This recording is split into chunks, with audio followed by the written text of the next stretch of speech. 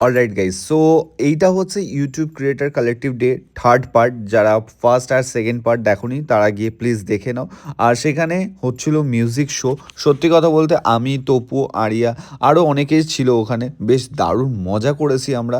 আমার first time ছিল YouTube creator collective day.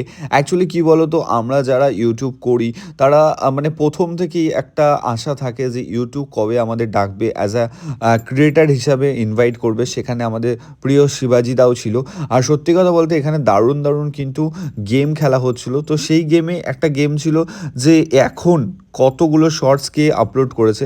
তা এই দাদা একদিনে মানে ওই টাইমে 130টা শর্টস আপলোড করেছে। তারপরে শিবাজিদার সাথে কথাবার্তা বললাম, তারপরে আসলাম মেন জায়গা, সেখানে হচ্ছে লাঞ্চ টাইমে। আর লাঞ্চ টাইমে সত্যি কথা ইউটিউবকে আমি সবসময় একটা রিকোয়েস্ট করবো, প্লিজ আপনারা আপনাদের জায়গাটা একটু বাড়াবেন। সত্যি কথা বলতে খাবার দাবার অনেস্টলি বলছি খুব সুন্দর ছিল।